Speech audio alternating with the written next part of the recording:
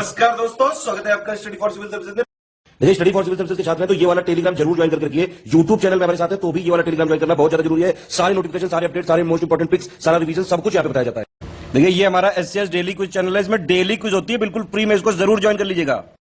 ये हमारा इंस्टाग्राम का पेज है, इसको जरूर फॉलो कर लीजिएगा। Study for civil dot services करके अगर आप इंस्टाग्राम में सर्च करेंगे तो आपको मिल जाएगा। वीडियो के डिस्क्रिप्शन में इसकी लिंक दी हुई। इसमें आप स्टोरी सेक्शन जरूर देखते रहा करिए, प्लस इसमें हाईलाइट्स आते रहते हैं और प्लस पोस्ट आती रहती है, इनको जरूर फॉलो करते रहिए।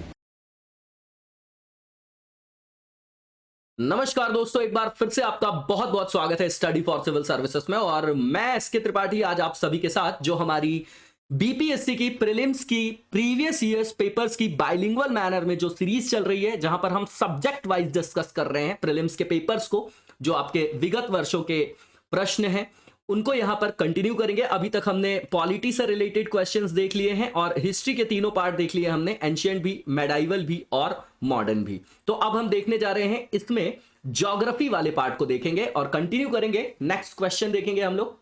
तो सबसे जो पहला क्वेश्चन है ज्योग्राफी वाले पार्ट से, उसमें पूछा जा रहा है जो सॉइल कंजर्वेशन है वो प्रोसेस जो है उसमें क्या होता है पूछा जा रहा है। तो सीधी बात है, कंजर्वेशन शब्द है, इसमें प्रोटेक्ट किया जाता होगा सॉइल को, ठीक है ना। और ये बहुत ही इंपॉर्टेंट पॉइंट है क्योंकि सॉइल डिग्रेडेशन रेगुलर देखा जा रहा है हमारे यहाँ एग्रीकल्चरल प्रैक्टिसेस से भी, और जो आपके एनवायरमेंटल एस्पेक्ट है उनको वहां नहीं देखा जा रहा है। जैसे पंजाब हरियाणा में आप देखेंगे तो लीचिंग की प्रॉब्लम है वहां पर, है ना, एक्सेसिव इरिगेशन से वहां प्रॉब्लम है। तो soil is protected from erosion, मतलब मृदा को जो है कटाव से सुरक्षित किया जाना, नुकसान से सुरक्षित किया जाना, ये कहलाता है आपका सॉइल कंजर्वेशन। आंसर आपका डी हो जाएगा। दूसरा जो है टेरा रोसिया जो वर्ड है आपका, ठीक है ना, ये आपका इटालियन वर्ड है और ये रेड सॉइल के कंटेक्स्ट में बोला जाता है। जो आपके तरीके से जो आपके लाइमस्टोन के प्रकार होते हैं उसी से वो आपका डिराइव होता है और मेडिटेरेनियन क्लाइमेट में मेनली होता है ये, और वाइन वगैरह के प्रोडक्शन के लिए फेमस है। तो ये किस ज्योग्राफिकल रीजन में होता है ये पूछा जा रहा है, तो ये आपका लाइमस्टोन से रिलेटेड है। आंसर आपका ए हो जाएगा। इसके बाद मोना लोआ जो है आपका वॉल्केनो है, वॉल्केनो के टाइप्स पढ़े होंगे आपने, है ना, एक्टिव होता है, डोरमेंट होता है, एक्सटिंक्ट होता है। तो ये पूछा जा रहा है कि मोना लोआ जो है वो किसका उदाहरण है, तो भैया ये आपका एक्टिव वॉल्केनो है। और उसके बाद जो अवसादी सैलो के लिए यहाँ पर अभिलाक्षणिकता पूछा जा रहा है कि कौन सा जो कथन है वो ट्रू है, तो आपको पता है ये स्ट्रेटा में पाई जाती हैं, ठीक है ना, यहीं पे फॉसिल फ्यूल्स वगैरह भी पाए जाते हैं। तो यहां पर सी ऑप्शन में आप देखेंगे तो these rocks are stratified deposited, बिल्कुल ठीक बात है, इसका आंसर सी हो जाएगा। उसके बाद टिन जो है ऑब्टेन किया जाता है, किससे ऑब्टेन किया जाता है ये पूछा जा रहा है यहां पर। तो ये आपका प्लेसर डिपॉजिट से जो है आपका ये मिलता है, ठीक है ना। प्लेसर वगैरह, निक्षेप वगैरह आप लोगों ने पढ़ा होगा, कॉन्टिनेंटल ड्रिफ्ट थ्योरी पढ़ी होगी उसके अंतर्गत। तो इसका आंसर आपका ए हो जाएगा। अब यहां पर जो प्लेसर डिपॉजिट होता है वो होता क्या है आपका, तो कैसे फॉर्म होता है, तो किसी भी सरफेस पे अगर वहां पर वेदरिंग हो रही है ना, तो वहां ओशियन, रिवर और विंड एक्शन के थ्रू, तो जब वहां पर कॉन्सेंट्रेशन हो जाता है हैवी रेजिस्टेंस मिनरल का, है ना, तो उनको बोला जाता है वहां पर कि प्लेसर डिपॉजिट है। ये आप लोगों ने पढ़ा होगा। आंसर आपका ये हो जाएगा। ज्यादा डिटेल में नहीं जाएंगे हम लोग यहाँ पर। और नेक्स्ट क्वेश्चन देखेंगे और नेक्स्ट क्वेश्चन में पूछा जा रहा है जो सदन आपका जो शिवालिक वाला पार्ट है, ठीक है ना, आप मैप में देखेंगे सदन वाला जो शिवालिक वाला पार्ट है उसमें जो रॉक सीरीज है उसमें भाबर रीजन किसका एग्जाम्पल है। भाबर सुना होगा ना आपने, बांगर, भाबर, तो उसी में पूछा जा रहा है कि किसका एग्जाम्पल है वो आपका, ठीक है। तो ये अगर आप देखेंगे तो यहाँ पर मिडलैंड सिचुएशन लिखा गया है ना, उसके बाद इंटर माउंटिंग सिचुएशन है, पिडमॉन्ट सिचुएशन और लिटोरल जो है रीजन यहाँ पर बोला गया है, ठीक है। तो इसका जब आप आंसर देखेंगे बिल्कुल कंटेक्चुअल क्वेश्चन है आपका, कॉन्सेप्ट से रिलेटेड है, पीडमॉन्ट वाला जो उसकी स्थिति है उससे रिलेटेड है ना, पीडमॉन्ट जो सिचुएशन है, इसका आंसर आपका सी हो जाएगा। इसके बाद जो नेक्स्ट क्वेश्चन है कि आइसलैंड का जो संग्रह होता है, लक्षद्वीप जो है वो क्या क्या है ना, लक्षद्वीप जो है वो क्या है, ठीक है। तो अगर लक्षद्वीप की बात करेंगे आप तो ये कैसा है आपका, बताइए जरा। मूंगा से कोरल ओरिजिन है क्या इसका, जो लक्षद्वीप है आपका, बिल्कुल कोरल ओरिजिन है ये आपका, और इसका आंसर आपका ए हो जाएगा। कोरल रीफ्स वगैरह जो आपका फ्रिंजिंग रीफ वगैरह, बैरियर रीफ वगैरह आप लोगों ने पढ़ा होगा और वो आपका वेबसाइट में भी, उसको भी देख जाइएगा, प्रीलिम्स के लिए इंपॉर्टेंट है। इसका आंसर ए हो जाएगा। भारत का विस्तार पूछा जा रहा है यहाँ पर, ठीक है ना, तो जो भारत का विस्तार है वो पूछा जा रहा है। तो 8 डिग्री 6 मिनट 28 सेकंड और 37 डिग्री 17 मिनट 53 सेकंड लिखा गया है यहाँ पर, ठीक है। तो ये बिल्कुल कंटेक्चुअल पार्ट है और ये याद भी होना चाहिए हमको। इसका जो आंसर हो जाएगा वो नन ऑफ दीज हो जाएगा, क्योंकि यहाँ 8 डिग्री 6 मिनट 28 मिनट है ना, 6 मिनट 28 सेकंड है, 8 डिग्री 4 मिनट 28 सेकंड है ना। तो यहाँ पर साउथ लिखा है, एक तरफ साउथ लिखा है और नॉर्थ नॉर्थ, और यहाँ पर जो है कुछ नहीं। तो ये जो है हमारा जो एक्सटेंट है वो क्या है बताइए, नदर्न हेमिस्फीयर में है ना, नदर्न हेमिस्फीयर में, इसलिए इसमें से कोई भी आंसर नहीं होगा, इसका आंसर आपका डी हो जाएगा। तो इसको याद रखिएगा कि अपन ने अगर वहां देखा कि 37 डिग्री जो लिखा गया है यहां पर, तो हमने देखा कंफ्यूज हो गए, है ना। तो दोनों जो अक्षांश का जो विस्तार है हमारे यहां, अगर आप ग्लोब में देखेंगे तो भारत कहां पर है बताइए, तो नदर्न हेमिस्फीयर में, है ना। ऐसा ऐसा बोलेंगे हम इसको। तो हमारे यहां से जो है देखिए ट्रॉपिक ऑफ जो है आपका क्या जा रहा है, कर्क रेखा जा रही है हमारे यहां से, ठीक है। तो वही उसी संदर्भ में लीजिएगा। ये साउथ लिखे होने के कारण, यहां कुछ भी ना लिखे होने के कारण यहां पर नन ऑफ दीज होगा। ऐसे इजी क्वेश्चन जल्दबाजी में गलत हो जाते हैं, ऐसी गलतियां हमें बिल्कुल नहीं करना है। आंसर आपका डी हो जाएगा। इसके बाद जो नेक्स्ट क्वेश्चन है कि भारत का जो एरिया है संसार के रिस्पेक्ट में अगर देखें कंपैरिजन में, उसका एरिया 2.4% है, लेकिन इसकी पॉपुलेशन कितनी है। अब यहीं से जो है रिसोर्सेस पे दबाव आप जो है मेंस के लिए यहीं से पॉइंट निकाल सकते हैं। इसी तरीके के तर्कों का यूज करना चाहिए हमको। तो ये जो है आपका 17.6 है, तो 17% अराउंड जो है वर्ल्ड पॉपुलेशन के पॉपुलेशन को हम कैरी करते हैं, है ना। इसके बाद रिप्रेजेंट करते हैं। इसके बाद जो नेक्स्ट क्वेश्चन है कि गंगा की जो जलोढ़ मृदा है उसकी गहराई भूमि सतह के नीचे कितनी है, लगभग में पूछा जा रहा है, ठीक है। बिल्कुल कंटेक्चुअल पार्ट है और ये 600 मीटर है, ठीक है। इसके बाद जो नेक्स्ट क्वेश्चन है इसमें पूछा जा रहा है कि भारतीय मानसून जो है मौसम के परिवर्तन से संकेतित होता है, इंडिकेट होता है, ठीक है। तो रिवर्सल ऑफ विंड है, ये आप लोगों को पता है। और ये क्यों होता है, तो भूमि और महासागर के बीच के तापमान का, अगर भारत को लेंगे, यहां आप ऑस्ट्रेलिया ले लीजिए और यहां पर आपका जो है वो साउथ अमेरिका ले लीजिए अगर, तो साउथ अमेरिका, तो ये आप देख रहे हैं कि जो पेरू वाला सिस्टम है जो आप देखते हैं मानसून से, तो वो रिलेटेड है उससे, ठीक है। तो अब ये बताइए कि टेम्परेचर डिफरेंस जो है मायने रखता है इसमें लैंड और ओशियन के बीच में, बिल्कुल ठीक बात है। इसका आंसर आपका ए हो जाएगा। इसके बाद जो नेक्स्ट क्वेश्चन है कि तिब्बत में जो मानसरोवर लेक है वो किस टाइप के, मतलब उसके पास कौन सी नदी या किस नदी का वो स्रोत है, ये पूछा जा रहा है। तो ये भैया ब्रह्मपुत्र का भी है, सतलज का भी है और इंडस का भी है, ठीक है। तो इसका आंसर आपका डी हो जाएगा। और इसके बाद जो नेक्स्ट क्वेश्चन है इसमें पूछा जा रहा है कि हुंडरू जो जलप्रपात है, फॉल है, वो कहां पर निर्मित है, किस नदी पर निर्मित है, वो पूछा जा रहा है। तो स्वर्ण रेखा का नाम आप लोगों ने सुना होगा, उसी के ऊपर है ये, सुवर्ण या स्वर्ण रेखा बोला जाता है उसको, नदी को। इसका आंसर आपका सी हो जाएगा। बताइएगा किस स्टेट में है ये। हिमालय में जो स्नो लाइन है वो किसके बीच में होती है, हाइट की बात पूछ रहे हैं, है ना। बिल्कुल ये कंटेक्चुअल भी बोल सकते हैं, लेकिन कॉन्सेप्ट से रिलेटेड है आपका, हाइट से रिलेटेड है आपका, ठीक है। तो ये जो है 4300 से 6000 मीटर जो है ईस्ट साइड में जो है आपका, हिमालय के ईस्टर्न वाले पार्ट में जो है वहां पर स्नो लाइन जो है इस हाइट पर होती है, ईस्ट में, मतलब 4300 से 6000 मीटर के मध्य। इसका आंसर आपका ए हो जाएगा। इसके बाद जो नेक्स्ट क्वेश्चन है कि भारत की तट रेखा कितनी है, तो 6100 किलोमीटर लंबी है। ये आप लोगों को पता है कि 6100 किलोमीटर लंबी जो है हमारी तट रेखा है, भारत की तट रेखा की बात कर रहे हैं, ठीक है। तो आंसर आपका क्या हो जाएगा, बी हो जाएगा। इसके बाद जो नेक्स्ट क्वेश्चन है इसमें पूछा जा रहा है कि जो कौन सी जो है इसमें से कैश क्रॉप्स है उसमें कौन इंक्लूडेड नहीं है, मतलब जो नॉट वाला बताना कि कौन सी जो है इंक्लूडेड नहीं कैश क्रॉप्स में। तो शुगर केन है, कपास है, जूट है, लेकिन वीट है क्या, वीट नहीं है कैश क्रॉप्स, ये तो फूड क्रॉप्स है आपकी, है ना। तो इसका आंसर आपका डी हो जाएगा क्योंकि नॉट पूछा जा रहा था। इसके बाद भारत सबसे अधिक उत्पादक और उपभोक्ता किसका है, तो दालों का। चाय का भी उत्पादन हमारे यहाँ होता है, तो मतलब दालों का लिखा है यहाँ पर, चावल का तो हम सबसे ज्यादा साउथ ईस्ट एशिया में देखेंगे, ध्यान से सुनेगा, कंफ्यूज मत होइएगा।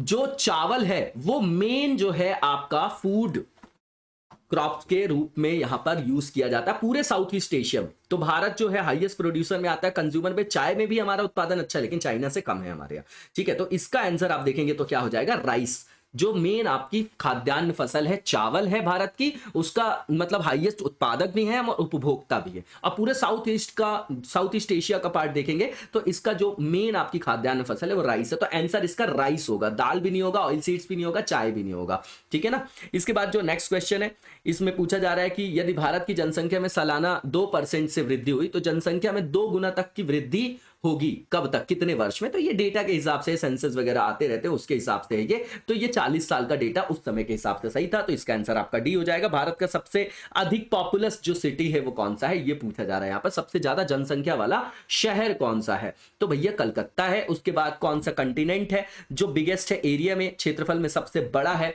वो बताना है हमको यहाँ पर, ठीक है। तो अफ्रीका सबको पता है यहाँ पर, है ना। तो इसका आंसर क्या हो जाएगा, अफ्रीका हो जाएगा। उसके बाद भारत का भी बताइएगा कौन सा स्थान है क्षेत्रफल के हिसाब से पूरे विश्व में, कमेंट बॉक्स में बताया करिए आप लोग, क्योंकि जब दोनों तरफ से कम्युनिकेशन होता है, टू वे कम्युनिकेशन, तो हम लोगों को भी मोटिवेशन मिलता है तो और हमारी टीम आप लोगों के लिए 24/7 लगी रहती है, तो आप लोग कमेंट करके जरूर बताया करिए। इसके बाद जो नेक्स्ट क्वेश्चन है कि रात में साफ आसमान, रात में बादल वाले आसमान की अपेक्षा अधिक ठंडे होते हैं, क्या कारण? सीधा फिजिक्स है कि जो क्लियर स्काई होता है वो कोल्डर होता है than cloudy sky night due to, तो भैया सीधी बात है ना, ओपैगनेस आ जाएगी। अगर वहां पर बादल हैं तो जो किरणों का आदान प्रदान है वो कम होगा, सीधी बात है ना। तो ये क्या कारण है इसका, बताइए जरा, खुद बताइए। ये रेडिएशन, विकिरण की बात है यहां पर, है ना, ऊर्जा का स्थानांतरण ही तो है, तो विकिरण है ये आपका, ठीक है। तो 21 का आपका बी हो जाएगा। और सीधे सीधे जो आप अर्बन पॉल्यूशन या जो आप देख रहे हैं दिल्ली में जो धुंध वगैरह बनती है, फोटोकेमिकल स्मॉग वगैरह भी देखते हैं आप, है ना, पॉल्यूशन से रिलेटेड है, वो टॉपिक यहीं से रिलेटेड है आपका मेंस के लिए। इसका आंसर आपका बी हो जाएगा 21 का।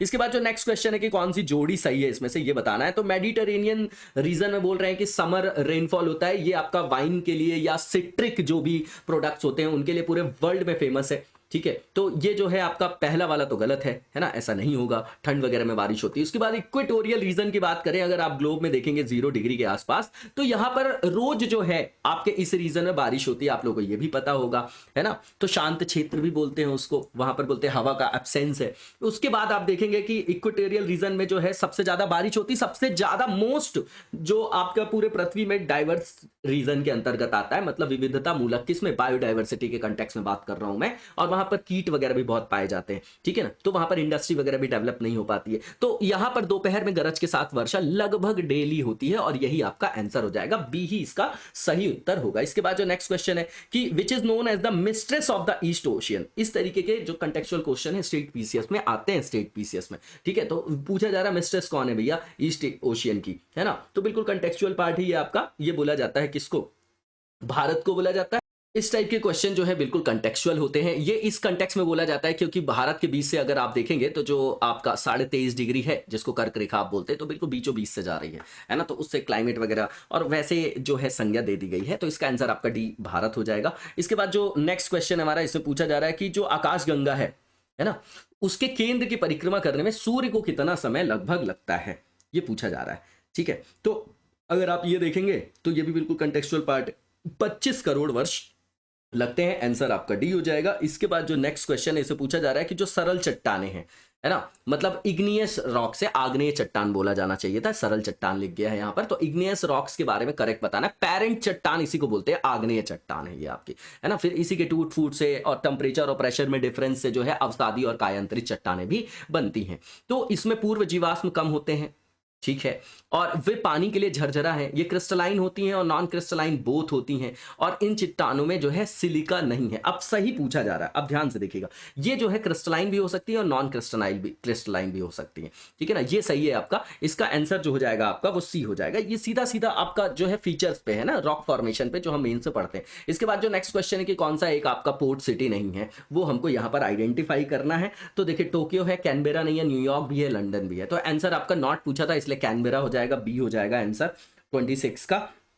इसके बाद नेक्स्ट क्वेश्चन देखेंगे, और पारिस्थितिक संतुलन, है ना, जो मिनिमम फॉरेस्ट कवर की बात किया जा रहा है कि क्या इसेंशियल है इकोलॉजिकल बैलेंस के लिए, तो 33% ऑफ टोटल लैंड बोला जाता है इसको, ठीक है ना। आप हमारे वन जो नीति है फॉरेस्ट पॉलिसी, उसके अंतर्गत भी इसको देख सकते हैं। तो 27 का आंसर आपका डी हो जाएगा, बिल्कुल सिंपल था। इसके बाद जो नेक्स्ट क्वेश्चन है कि लिग्नाइट जो है उसका सबसे बड़ा भंडार किस देश में है, ठीक है ना। तो लिग्नाइट का सबसे बड़ा भंडार जो है, जब ये क्वेश्चन इसमें फ्रेम किया गया था तो उसके हिसाब से चाइना है आपका, ठीक है। इसका आंसर आपका बी हो जाएगा। इसके बाद जो नेक्स्ट क्वेश्चन है कि भारत का चावल का कटोरा कौन सा है, तो आपको पता है कि चावल के कटोरे की बात करें हम तो कौन सा रीजन होगा, बताइए जरा। चावल, अब जहां पर बहुत ज्यादा बारिश हो रही होगी, ऐसे ही है ना, तो नॉर्थ ईस्ट रीजन में क्या राइस बाउल नहीं हो सकता, छत्तीसगढ़ को तो बोलते हैं, पर क्या नॉर्थ ईस्ट नहीं हो सकता, इसमें कंफ्यूज नहीं होना है, क्योंकि ये संज्ञा पर क्वेश्चन है। चावल का कटोरा क्षेत्र कृष्णा गोदावरी का डेल्टा क्षेत्र बोला जाता है, इसको याद रखिएगा आप लोग। इसका आंसर भी होगा। इसके बाद जो नेक्स्ट क्वेश्चन है कि कौन सी नदी भूमि है,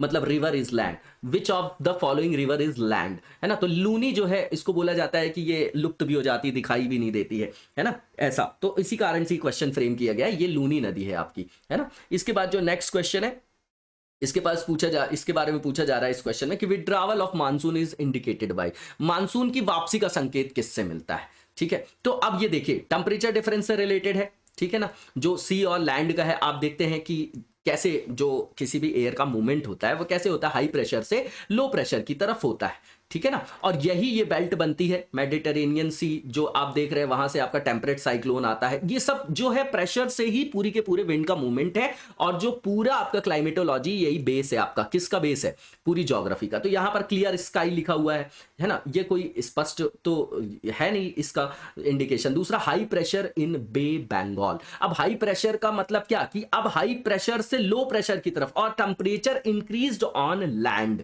ये बोला जा रहा है यहां पर, है ना। तो विड्रावल की बात कर रहे हैं यहां पर। अब आप विड्रावल देखेंगे तो केवल साफ आसमान जो है वो यहां पर सही है, बाकी जो दोनों के दोनों है नीचे के जो ऑप्शन है ये गलत है, ठीक है ना। क्योंकि जब यहां हाई प्रेशर होगा आपका, तो हाई प्रेशर से लो प्रेशर की तरफ तभी तो भारत में आएगा। अगर आप देखेंगे तो बंगाल की खाड़ी का जो आपका प्रेशर की बात कर रहे हैं, है ना, तो हाई प्रेशर है तो वो हाई प्रेशर से लो प्रेशर की तरफ जाएगी। अब उसमें और भी जो है कैरेक्टरिस्टिक्स में मानसून में पढ़ा जाता है, वो कभी मेंस की सीरीज में डिस्कस करेंगे। इसका आंसर आपका ओनली वन हो जाएगा, क्लियर स्काई।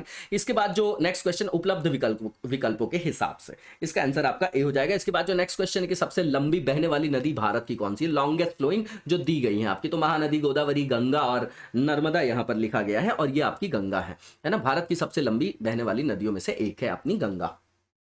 इसके बाद जो नेक्स्ट क्वेश्चन है, इससे पूछा जा रहा है कि जो स्टेट्स का यहाँ पर एरिया के अनुसार जो है, जो क्षेत्रफल के अनुसार जो है अवरोही क्रम जो है वो हमको यहाँ पर चूज करना है। अब उत्तर प्रदेश सबसे बड़ा क्षेत्रफल में होगा, बताइए जरा कि नहीं होगा। उसके बाद बिहार दिया है, फिर मध्य प्रदेश दिया है, फिर आपका आंध्र प्रदेश दिया है यहाँ पर। अब ध्यान से देखिएगा, अगर एरिया वाइज यहाँ पर देखा जाए, है ना, तो सबसे पहले क्या आएगा इसमें से, याद रखिएगा। अब अगर हम यहां पर देखें तो भारत में एरिया वाइज जो सबसे बड़ा स्टेट है आपका वो राजस्थान है, लगभग 10.41% क्षेत्रफल को कवर करता। उसके बाद आपका एमपी है। अब ये देखिए एमपी है क्या यहाँ पर, बिल्कुल है एमपी। तो सबसे पहले एमपी आ जाएगा आपका, तो डी हो गया आपका, है ना, और ए हो गया, बाकी दो को आपने एलिमिनेट कर दिया। अब उसके बाद जो है पहले पे राजस्थान, दूसरे पे मध्य प्रदेश, तीसरे पे महाराष्ट्र है आपका, ठीक है, और चौथे पे यूपी है। चौथे पे क्या है आपका, यूपी है। तो 3 के बाद 4 आ जाएगा, आंसर वैसे भी मिल गया। और उसके बाद आप देखेंगे तो चौथे पे उत्तर प्रदेश है, 5वें पे गुजरात है, फिर कर्नाटक है, फिर 6वें पे आंध्र प्रदेश है, ठीक है। और जो बिहार की बात करेंगे आप, है ना, तो वो उससे भी नीचे है, 2.86% जो है एरिया कवर करता है, जबकि आंध्र प्रदेश 4.87 है, ठीक है। तो इसका आंसर आपका क्या हो जाएगा, डी हो जाएगा, ठीक है, 3412। इसके बाद जो नेक्स्ट क्वेश्चन है कि भारत में सबसे बड़ा ग्लेशियर कौन सा है, तो ग्लेशियर डिपॉजिट्स वगैरह आप लोगों ने पढ़ा होगा, और सबसे बड़े ग्लेशियर के बारे में यहां पर पूछा जा रहा है। तो सबसे बड़ा ग्लेशियर जो है वो रुंदुन है। अब यहां पर ध्यान से देखिएगा, ये जो रुंदुन लिखा हुआ है नेपाल हिमालय वाला पार्ट है ये आपका, और इसकी अगर हम लेंथ देखेंगे, देखिए गंगोत्री जो है सबसे बड़ा होगा, ध्यान से देखिएगा, ठीक है ना। इसका आंसर आपका गंगोत्री होगा। अभी लेंथ देख लेते हैं हम लोग। रुंदुन की अगर हम बात करें लेंथ, तो जो इसकी है अप्रोक्सीमेटली 19 किलोमीटर है, गंगोत्री की 26 है, केदारनाथ की बात करें हम तो 14 है, और कंचनजंगा की बात करें तो 16 है। मतलब उपलब्ध विकल्पों में सबसे बड़ा क्या हो गया, गंगोत्री। और वैसे क्या सबसे बड़ा हमारा जो ग्लेशियर है सियाचिन है क्या, उसकी लेंथ 70 किलोमीटर है क्या।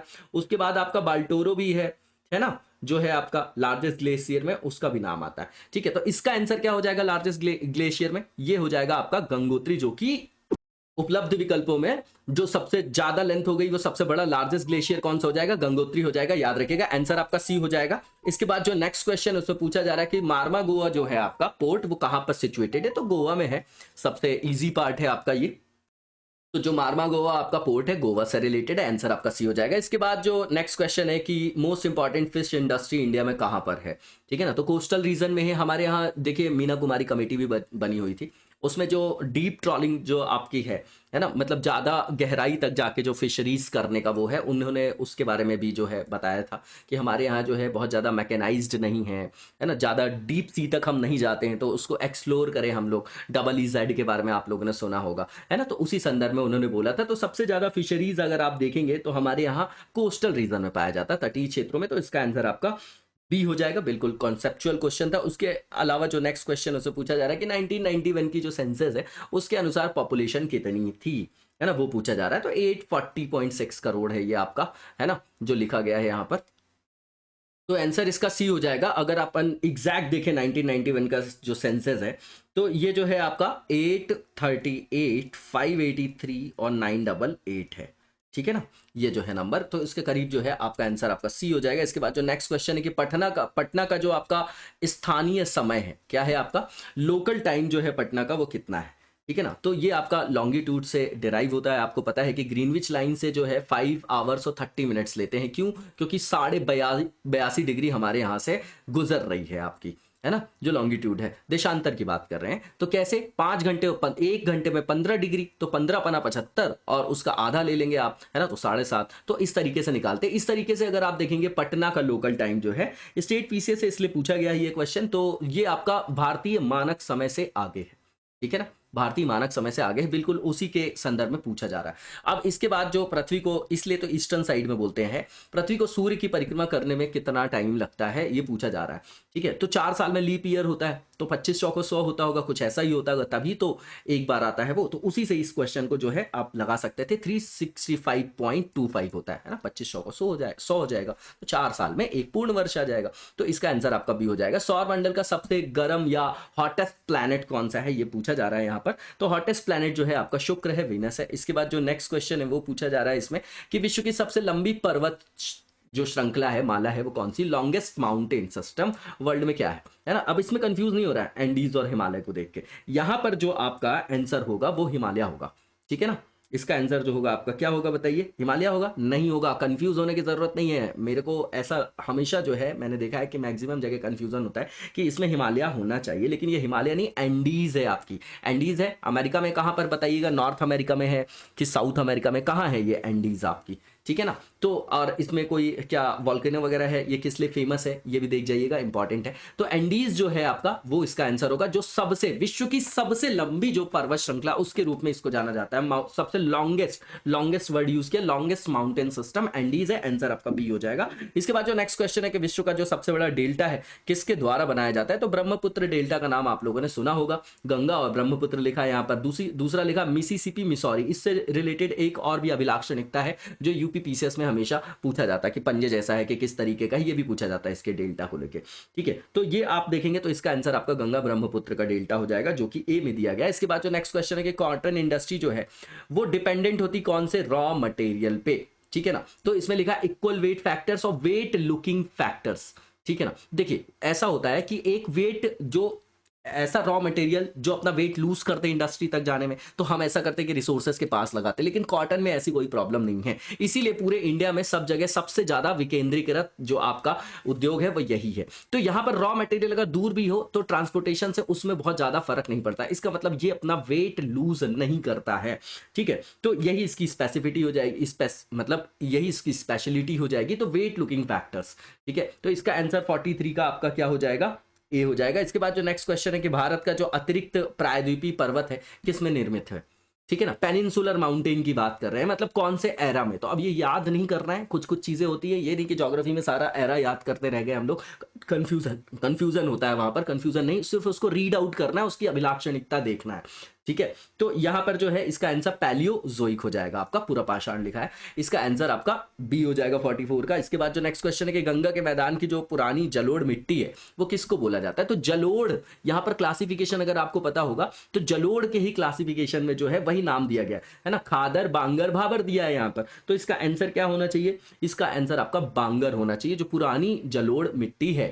तो इसका आंसर क्या हो जाएगा? आपका बांगर हो जाएगा, है ना। ये बहुत ज्यादा जो है आपकी ये फर्टाइल नहीं होती है, एग्रीकल्चर के लिए उतनी ज्यादा सुटेबल नहीं है। अच्छा ये बताइए कि फिर न्यू जो आपकी एलुवियल सॉइल होती है उसको क्या बोला जाता है? खादर बोलते हैं कि भाबर बोलते हैं, क्या बोलते हैं? कमेंट बॉक्स में बताइएगा। इसका आंसर आपका बांगर हो जाएगा। इसके बाद जो नेक्स्ट क्वेश्चन है वो देखेंगे हम लोग, और इसमें पूछा जा रहा है जो भद्रावती स्टील प्लांट, ठीक है ना, ये मेंस के लिए भी इंपॉर्टेंट है।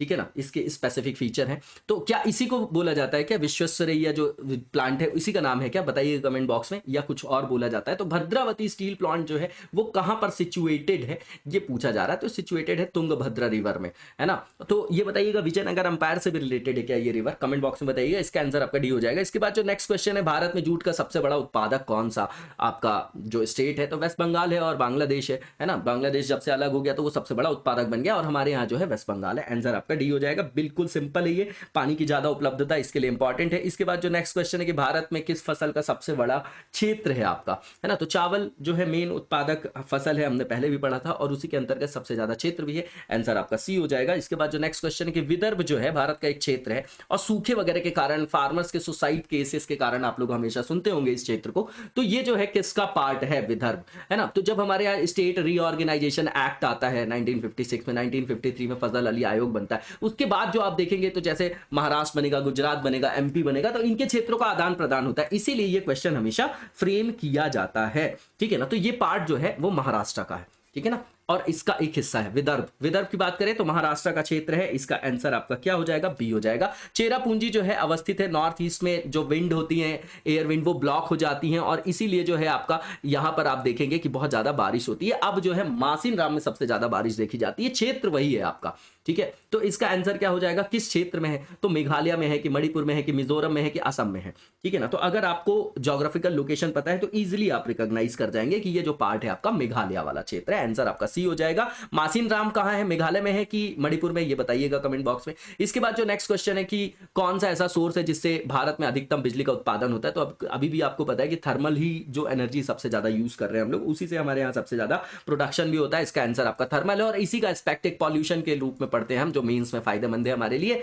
है ना। किसी मेंस की सीरीज में उसको डिस्कस करेंगे। और इसके बाद जो नेक्स्ट क्वेश्चन है, ओल्डेस्ट बिगेस्ट इंडस्ट्री इंडिया की कौन सी है? बताइए जरा कौन सी है।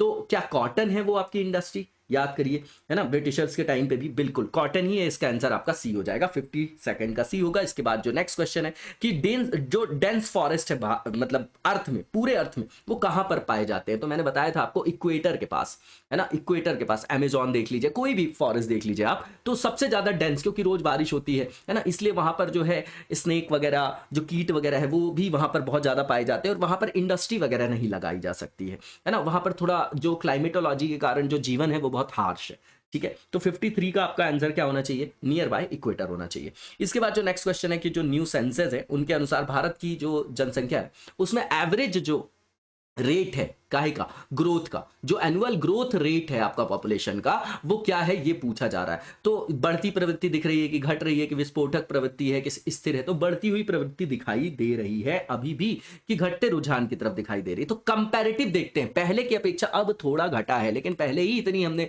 वृद्धि कर ली है कि अभी भी जो है हम विश्व में सबसे ज्यादा जनसंख्या की ओर अग्रसर है। बस चाइना बचा है पीछे छोड़ने में हमको। तो इसका आंसर आपका क्या हो जाएगा? Show decreasing trend. थोड़ा सा जो है अब परिवार नियोजन वगैरह कार्यक्रम आए तो लोगों में अवेयरनेस आई है, तो हम दो हमारे दो वाला कंसेप्ट आ गया। तो कंपैरेटिव जो है कम है, लेकिन अभी भी रिसोर्सेस पे दबाव ज्यादा है, क्योंकि हमारे यहाँ अभी भी मानसिकता जो है वो अभी क्या है वो आप लोगों को पता होगा।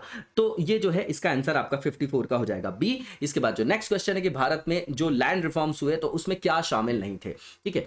तो ये इकोनॉमिक्स में पढ़ते हैं और ज्योग्राफी जो है, इकोनॉमी और ज्योग्राफी दोनों ओवरलैप है। ज्योग्राफी को पूरे जीएस की मतलब माँ बोला जाता है। अगर ये हमारा बढ़िया है ज्योग्राफी, तो उसके हिसाब से हम सोसाइटी भी, वहां की इकोनॉमी भी, वहां पर इंडस्ट्री भी, वहां पर इंटरनल सिक्योरिटी भी, इंटरनेशनल पॉलिटिक्स के संदर्भ में, रिसोर्सेज के संदर्भ में सारे अध्ययन कर सकते हैं, ठीक है। तो यहां पर एबॉलिशन ऑफ इंटरमीडिएरीज, कोऑपरेटिव फार्मिंग ये तो नहीं था, वहां पर कंसोलिडेशन ऑफ फार्म है, हाउस लोन्स ऑफ फार्मर्स है। तो क्या इंक्लूड नहीं था ये पूछा जा रहा है यहां पर। तो देखिए हाउस लोन्स है, अब देखिए कोऑपरेटिव फार्मिंग फिर भी चल जाएगा। तो उपलब्ध विकल्पों में क्या था? आप देखेंगे कि यहाँ की सीलिंग की बात की जा रही थी, है ना, हदबंदी हो गई आपकी, बिचौलियों का उन्मूलन हो गया आपका, काश्तकारी जो है कानून वगैरह, तो ये सब जो है 1951 से भूमि सुधार हुए, लेकिन हाउस लोन्स की व्यवस्था नहीं थी। किसानों को जो है हाउस लोन्स की बात नहीं, अब वहां पर भूमि सुधार, एग्रीकल्चर पर फेमस किया, मतलब फोकस किया जा रहा था, हाउस लोन्स पर नहीं। तो यही इसका आंसर हो जाएगा डी, क्योंकि नॉट पूछा गया है। उपलब्ध विकल्पों के हिसाब से डी आंसर होगा।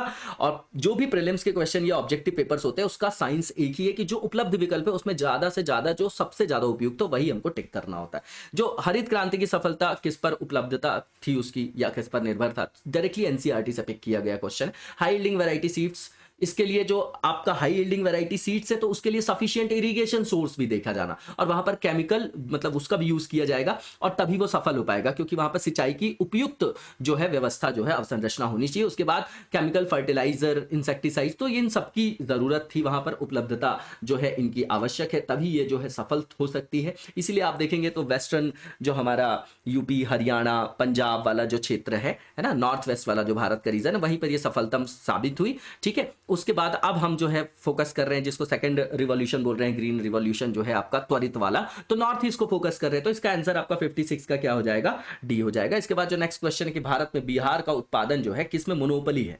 है ना, किसमें मोनोपोली है बिहार की, लाइमस्टोन में, कोल में, पायराइट में कि ग्रेफाइट में, है ना। अब ये स्टेट पीसीएस है इसलिए ये क्वेश्चन देख के जाना चाहिए हम लोगों को। तो ये पायराइट है आपका। इसके बाद भारत में गेहूं का सबसे बड़ा उत्पादक कौन है, तो पंजाब है कि हरियाणा है कि यूपी है। अब देखिए ये एरिया वाइज है ना। अब यहां पर ये नहीं पूछ रहा है कि अब उस समय के हिसाब से पूछ रहा है ये, ठीक है। तो इसका आंसर आज भी अब देखेंगे यूपी है, लेकिन अगर पर कैपिटा मतलब पर स्क्वायर फीट के हिसाब से प्रोडक्टिविटी देखेंगे तो आप देखेंगे कि इस बार जो है एमपी ने पंजाब को भी पीछे छोड़ दिया है ना। 130 मिलियन या मीट्रिक टन है उसका, एमएमटी में काउंट करते हैं, आप देख लीजिएगा उसको। तो इसका आंसर कि भारत में गेहूं का सबसे बड़ा उत्पादक जो है वो उत्तर प्रदेश है, ठीक है। इसका आंसर सी हो जाएगा। इसके बाद नेक्स्ट जो क्वेश्चन है कि ऐसे कौन से प्लैनेट है जिनके कोई सैटेलाइट ही नहीं है, वो बताना है हमको। तो अगर ये देखेंगे आप तो ये प्लूटो का कोई जो है वो जो वह ग्रह है जिसका कोई भी जिसके कोई भी उपग्रह नहीं है, the planet which has no any satellite. और 2007 में इसको ग्रह की सूची से भी बाहर कर दिया गया है, तो इसका आंसर आपका डी हो जाएगा। इसके बाद जो नेक्स्ट क्वेश्चन है गल्फ स्ट्रीम क्या है, तो गल्फ जो है आपकी वो क्या है बताइए। ये जो है गल्फ स्ट्रीम जो है एक तरीके से जेट स्ट्रीम भी बोला जाता है इसको, कि ये ओशियन करंट क्या है बताइए जरा आप लोग। ये गर्म जलधारा है क्या, ये आप लोग को पता है। अब अगर हम ग्लोब में देखें तो अगर आप देखेंगे कि जो ध्रुवों से इक्वेटर की ओर आ रही है वो ठंडी जलधारा होती है, और जो आपकी इक्वेटर से ध्रुवों की तरफ जाती है वो गर्म जलधारा होती है। ये कंसेप्ट है आपका। तो ये एक ओशियनिक करंट है, क्या है ये, एक महासागरीय प्रवाह है। और गर्म है कि ठंडी ये बताइएगा कमेंट बॉक्स में। कनारी जो है वो ठंडी है कि गर्म है, गल्फ स्ट्रीम गर्म है कि ठंडी है ये बताइएगा। और ये जो है किस तरीके से उस अपने सराउंडिंग्स में इंपैक्ट डालती है, बिजनेस में, क्लाइमेट में, इकोनॉमी में। तो ये क्वेश्चन फ्रेम किया जाता है मेंस में। इसका आंसर आपका बी हो जाएगा। इसके बाद जो नेक्स्ट क्वेश्चन है पूछा जा रहा है दुनिया के सबसे बड़ी आबादी वाला देश कौन सा है, तो भैया अभी चाइना है, सेकंड नंबर में हम ही है भारत। तो इसका आंसर आपका सी हो जाएगा। जोहानिसबर्ग की बात करें साउथ अफ्रीका, तो किस लिए फेमस है आपकी ये, तो गोल्ड माइंस के लिए आपका साउथ अफ्रीका फेमस है, और वही इसका जो है आंसर भी हो जाएगा ए। इसके बाद जो पिग्मी है वो कहां के निवासी है। अब इक्वेटोरियल रीजन में देखेंगे तो सबसे जो प्रिमिटिव ट्राइब्स हैं वो वहीं पाई जाती हैं आपकी, ठीक है। तो अफ्रीका में है कि एशिया में है, पिग्मी जो है आपके कहां पर है, अफ्रीका में है, ठीक है। अफ्रीका में भी जो स्पेसिफिक एरिया है बताइएगा कमेंट बॉक्स में कौन सा है जहां पर ये पाए जाते हैं। इसके बाद जो नेक्स्ट क्वेश्चन है कि भारत की सबसे ऊंची पर्वत चोटी, अब भारत का पूछा जा रहा है, ठीक है ना, भारत का पूछा जा रहा है। तो इसके हिसाब से जो आंसर होगा वो गॉडविन ऑस्टिन है वो होगा, इसका आंसर सी है।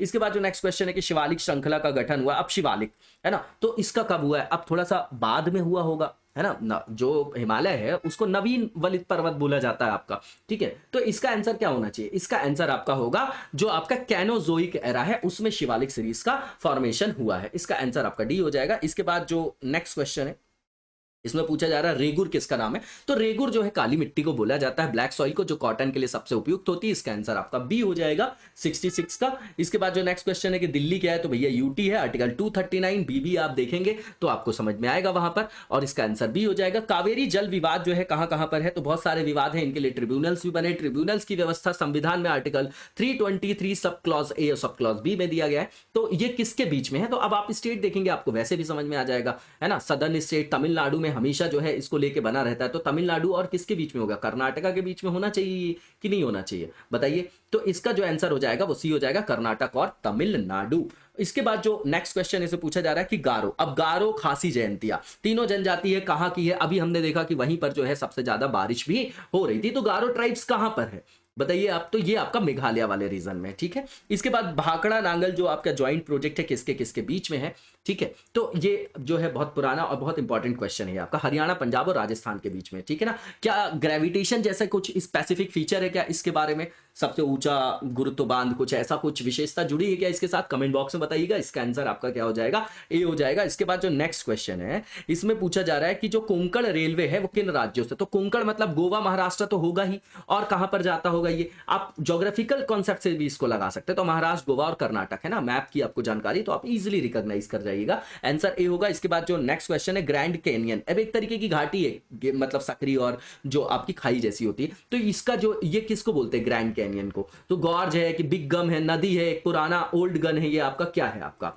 तो ये जो है आपका गॉर्ज एक खड्ड है आपका, है ना, उसको बोला जाता है। 72 का ये हो जाएगा। इसके बाद नेक्स्ट क्वेश्चन की based to determine the standard time of any place, तो किस पर बेस्ड होता है आपका ये, तो देशांतर पर होता है क्या, और इंटरनेशनल डेट लाइन पर होता है। Standard time of any place की बात कर रहे हैं, ये एनी प्लेस की बात कर रहे हैं, ठीक है। तो क्या जो आपका इंटरनेशनल डेट लाइन और जो आपका प्राइम मेरिडियन लाइन है, 0 डिग्री जो ग्रीनविच लाइन है, उसको क्या बोलते हैं आप बताइए जरा। तो अगर यहां पर इससे कंफ्यूज नहीं होना, क्योंकि इससे तो वर्ल्ड का टाइम डिराइव होता है, ये स्टैंडर्ड बना लिया हमने। लेकिन किसी का मानक समय जैसे डिसाइड करना, तो हम बोलते हैं ना कि भारत का जो मानक समय 82.5 डिग्री है, तो भैया वो किस पर है, लॉन्गिट्यूड पर। तो इसका आंसर आपका देशांतर हो जाएगा, इसका आंसर ए हो जाएगा। इसके बाद जो नेक्स्ट क्वेश्चन है कि बोडो जो है वो बोडोलैंड की भी जो है आपकी मांग हो रही थी, तो कहां के निवासी हैं बताइए जरा। अमेजोन के नहीं होंगे, एमपी के नहीं होंगे, संथाल तो गारो पहाड़ी के होंगे, गारो खासी जयंतिया जो है, इसका आंसर बिल्कुल ए हो जाएगा, गारो। इसके बाद आप पनामा जो नहर है वो किसको जोड़ती है ना, ये बहुत इंपॉर्टेंट है ये जो क्वेश्चन है आपका, क्योंकि ये वर्ल्ड ज्योग्राफी से रिलेटेड बिल्कुल इजी पार्ट है।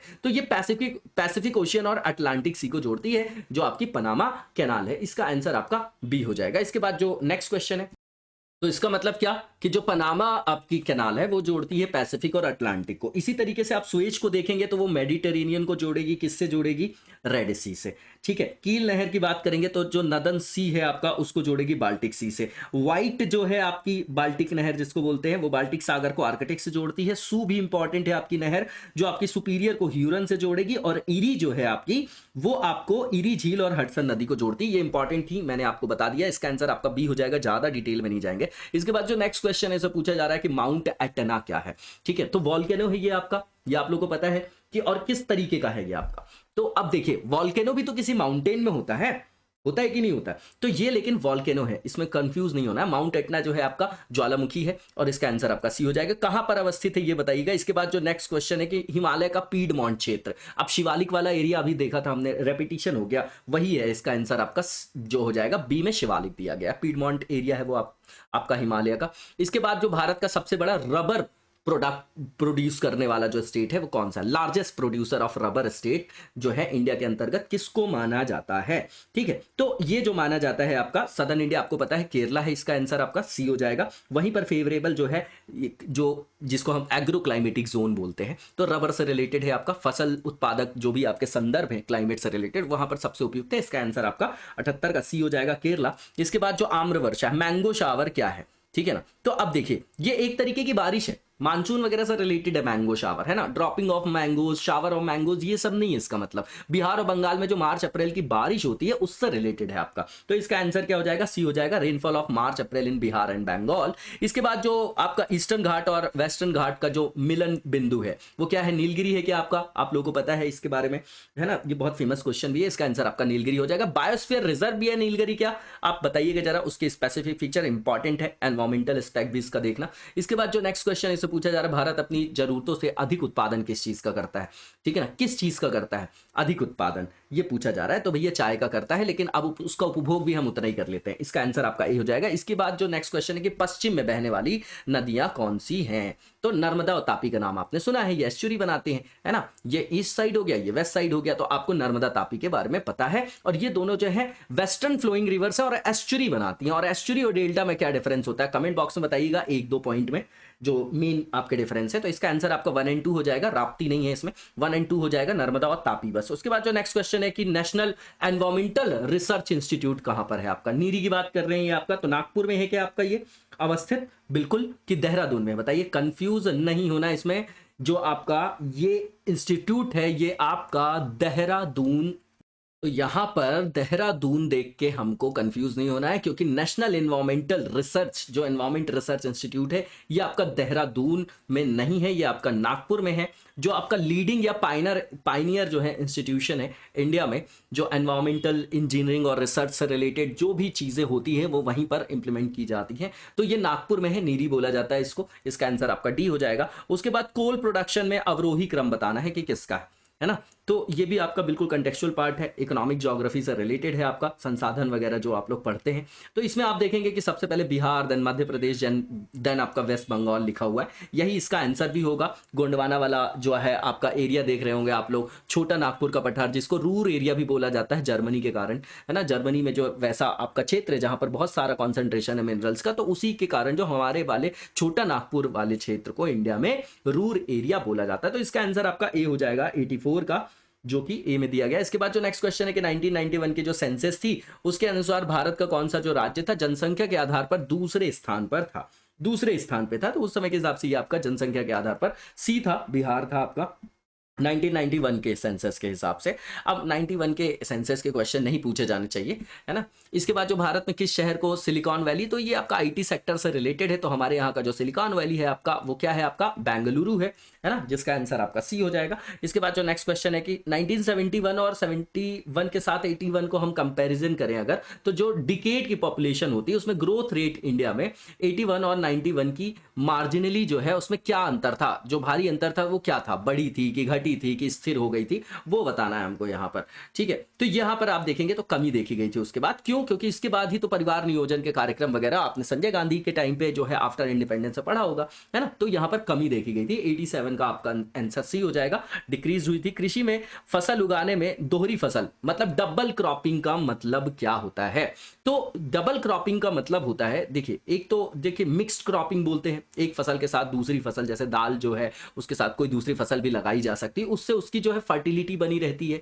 एक जैसे न्यूट्रिएंट्स का एक्सट्रैक्शन नहीं होता तो वापस से सॉइल जो है वो क्या होता रहता है, उसकी प्रोडक्टिविटी जो है उसकी जो क्वालिटी में इनहेंसमेंट होता रहता है ना, उसकी गुणवत्ता में सुधार नियमित रूप से होता रहता है। तो इसका आंसर जो है साइमल्टेनियसली, मतलब जो है साइमल्टेनियसली जब हम क्रॉपिंग करते हैं, दो क्रॉपिंग, तो उसको बोलते हैं हम क्या, कि डबल क्रॉपिंग उसको बोला जाता है। मिक्स्ड फार्मिंग जो है एनिमल हस्बेंड्री हो गया, एग्रीकल्चर, उससे इसको कंफ्यूज मत करिएगा, इसका आंसर आपका बी हो जाएगा। इसके बाद जो नेक्स्ट क्वेश्चन है कि जो डेमोग्राफी होती है उसमें सेक्स रेशियो जो है वो किसको जो है वो आपका रेफर करता है, तो प्रति 1000 पुरुषों पर कितनी महिलाएं हैं उनका अनुपात जो है इसमें देखा जाता है, ये आप लोगों को पता होगा, और यही इसका आंसर हो जाएगा, रेशियो ऑफ फीमेल्स टू पर 1000 ऑफ मेल्स। तो अभी 21 की जो है जनगणना आ जाएगी, क्योंकि दशक की जनसंख्या है। इसको स्टार्ट आप देखेंगे कि दशक की जनसंख्या का आरंभ 1881 से होता है, वैसे जो है 1872 से जनसंख्या गणना हमारे यहाँ स्टार्ट हो जाती है, लेकिन जो आज वर्तमान में प्रारूप है वो 81 के दौरान है ना। तो लिटन के बाद रिपन का काल है आपका। तो आप देखेंगे कि अभी कितने हैं हमारे यहाँ सेक्स रेशियो, और सबसे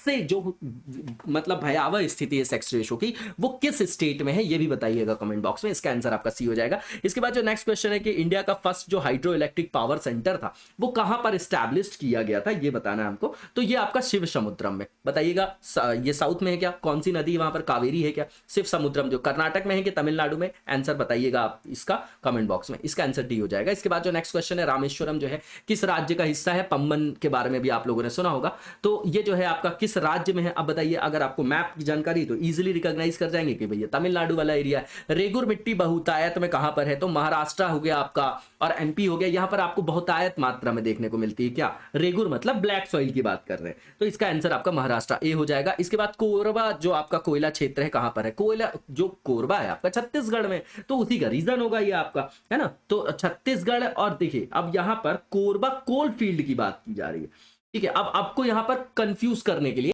अब यहां पर आपको कंफ्यूज करने के लिए ये उड़ीसा भी बता रहे हैं छत्तीसगढ़, लेकिन ये छत्तीसगढ़ से रिलेटेड है, वहीं का डिस्ट्रिक्ट है आपका। हसदेव जो आपकी रिवर है उसी के बेसिन में है ये आपका, इसका आंसर आपका बी हो जाएगा। इसके बाद जो नेक्स्ट क्वेश्चन है गद्दी जनजाति, अब ये इस समय जो है जब क्वेश्चन पूछा गया तब ये करंट अफेयर्स में था, ठीक है ना। तो ये जो गद्दी जनजाति है आपकी वो कहां से रिलेटेड है ये पूछा जा रहा है, तो भैया हिमाचल प्रदेश से है। बताइएगा ये उस तरीके की है क्या, जो आपके बकरवाल वगैरह होते हैं जो चराई वगैरह करते हैं उनसे रिलेटेड है क्या ये जनजाति, इसका आंसर आपका 94 का बी हो जाएगा। इसके बाद जो नेक्स्ट क्वेश्चन है मानस जो है किस नदी की सहायक नदी है, ठीक है, तो ब्रह्मपुत्र की है। वेरी इजी ये क्वेश्चन आपका। नॉर्थ ईस्ट का तो पूरा का पूरा जो रिवर चैनल है याद रखा करिए आप लोग, यूपीएससी में पूछता है और लगातार हर स्टेट पीसीएस में भी पूछा जाता है।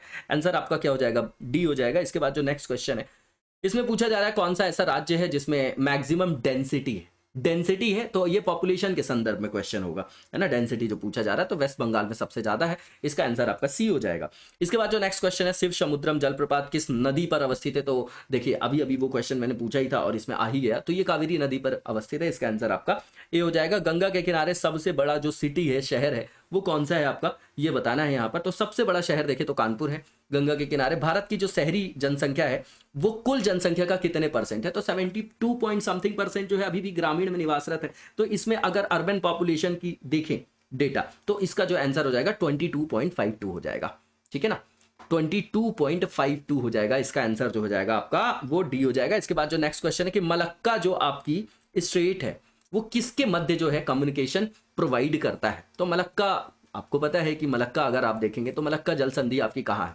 ठीक है। तो ये आपको किससे जोड़ेगा, हिंद महासागर से चाइना सी को, वही तो है आपका स्ट्रेट ऑफ मलक्का, एक अच्छा सी कम्युनिकेशन लाइन जो है, मेन जो है ये आपका रीजन है। तो मलक्का जो है वो किससे रिलेटेड है, रिलेटेड है इंडियन ओशियन को कनेक्ट करेगा चाइना से, ठीक है। इसके बाद जो नेक्स्ट क्वेश्चन है उसमें पूछा जा रहा है कि जो आपकी इंटरनेशनल डेट लाइन है वो खींची जाती, कहाँ से खींची जाती, तो देखिए ये ऐसे जगह से खींची जाती है जो आपका जहां पर सबसे कम लोग रहते हो, निर्जनतम, तो ये पैसिफिक ओशियन का पार्ट है, ठीक है। उसके भी आगे है वो बिल्कुल किनारे से खींचा गया, आप लोग देखेंगे मैप में दिखाई देगा। तो अफ्रीका है, एशिया है, प्रशांत महासागर है और आपका अटलांटिक ओशियन लिखा गया है, ठीक है।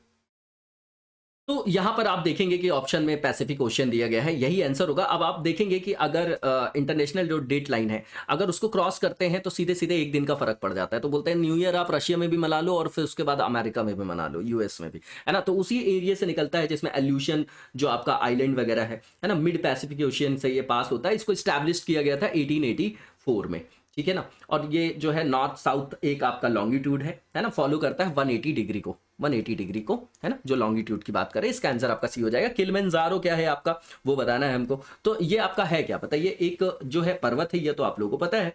अब इसी में पूछा जा रहा है, बिल्कुल कंटेक्चुअल पार्ट है ये आपका, है ना, बिल्कुल इजी गोइंग क्वेश्चन होते हैं, इनको रटने की जरूरत नहीं है। अब किलिमंजारो क्या है ये पूछा जा रहा है इसमें, तो भैया ये बोल रहे हैं कि आग्नेय पर्वत है, कि द्वीप है, कि शिखर है ना, कि नदी है। अब ये समझिएगा कि जो आपका किलिमंजारो है वो सबसे ऊंची चोटी है किसकी, अफ्रीका की। कहां पर अवस्थित है, तंजानिया में। 3 जो है आपके ये वॉल्केनो से मिलके बना हुआ है, ठीक है ना, ज्यादा डिटेल में नहीं जाएंगे हम लोग। और इसका आंसर आपका सी हो जाएगा, पीक है ये आपकी, है ना, सबसे ऊंची चोटियों में से एक है। इसके बाद जो पैट रीजन है वो सिचुएटेड है कहां पर, पैट की बात कर रहे हैं।